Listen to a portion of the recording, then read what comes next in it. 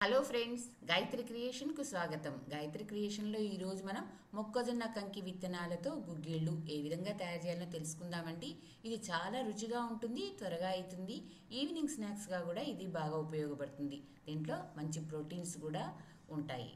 ఇప్పుడు ఈ మొక్కజొన్న కంకులతో మనము గుగ్గిళ్ళు ఏ విధంగా తయారు చేయాలో తెలుసుకుందాం. నేను ఒక మొక్కజొన్న కంకి తీసుకున్నాను. దీని మీద ఉండే ఆకులన్నీ ఈ విధంగా ఒలిచేద్దాం. ఇలా మొత్తం ఒలిచేసినామండి. దీనిపైన ఉండే కేశాలు అంటారు, వీటిని కూడా మొత్తం తీసేద్దాం.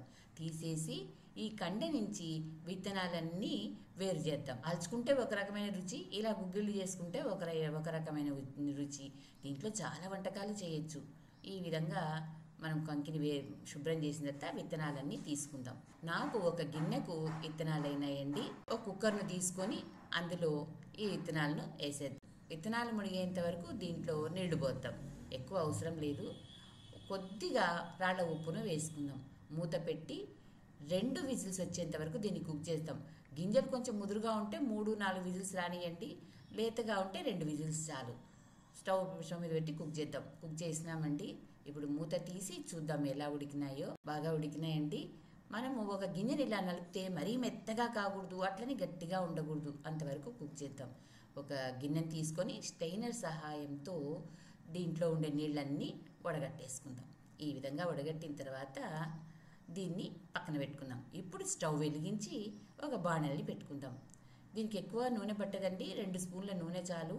తిరువాత గింజలు, నూనె, ఉప్పు, కారం అనేది మనం తీసుకున్న గింజలను బట్టి, మన టేస్ట్ని బట్టి అడ్జస్ట్ చేసుకోవాలి. నేను కొద్దిగా ఆవాలు వేసినాను, కొద్దిగా జీలకర్ర, కొద్దిగా ఉద్దిపప్పు, శనగపప్పు వేసినాను. అంటే అక్కడ గింజలు తక్కువ ఉన్నాయి కదా, అందుకని. ఇప్పుడు సన్నగా తరిగి పెట్టుకున్నట్టు పచ్చిమిరపకాయలను వేసినాం. ఒక రెబ్బ కరివేపాకును కూడా వేసి వేయిద్దాం. ఇవన్నీ వేగిన తర్వాత సన్నగా తరిగి పెట్టుకున్నట్టు ఉల్లిగడ్డలను కూడా వేసి వేయిద్దాం. ఇవి మరీ మగ్గాల్సిన పని లేదు, కొంచెం లైట్గా వేగితే చాలు. ఇప్పుడు మనం వడగట్టి పెట్టుకున్నటువంటి గింజలను వేసి బాగా కలిపేద్దాం. ముందుగా మీకు మాట, నా ఛానల్లోని కథలు మరియు వంటలు మీకు నచ్చినట్టయితే ఓ లైక్ చేయండి. మీ బంధువులకు, స్నేహితులకు, తెలిసిన వాళ్లకు షేర్ చేయండి. మరిన్ని టేస్టీ వంటల కోసం, మరిన్ని మంచి మంచి కథల కోసం గాయత్రి క్రియేషన్ సబ్స్క్రైబ్ చేసుకోండి. ఇప్పుడు మూత పెట్టి మనం దీన్ని మగ్గనిద్దాం. ఒక 2 నిమిషాలని మూత తీసి చూద్దామండి. దీన్ని ఒకసారి బాగా కలిపేద్దాం. మనం ఉప్పు, కారం అనేది గింజలను బట్టి వేసుకోవాలి. ఒక 1/2 స్పూను ఒట్టి కొబ్బరిని వేస్తున్నాను నేను. మనం పచ్చి కొబ్బరి వేసుకున్నా కూడా మంచి టేస్ట్ ఉంటుంది, లేదంటే ఒట్టి కొబ్బరిని కూడా వేసుకోవచ్చు. ఒక 1/2 స్పూను పప్పుల పొడిని వేసుకుందాం. ఒక 1/2 స్పూను కారాన్ని వేసుకుందాం. ఇదివరకు పచ్చిమిరపకాయలు వేసుకున్నాం కాబట్టి తక్కువ వేసుకుందాం.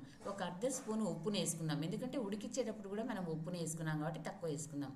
ఇవన్నీ బాగా కలిపేద్దాము. ఈ విధంగా చేయడం వల్ల పిల్లలు కూడా బాగా ఇష్టంగా తింటారండి. మూత పెట్టి దీన్ని మగ్గనిద్దాం. మూత తీసి చూద్దామండి. మళ్ళీ ఒకసారి అంతా దీన్ని కలిపేస్తాం.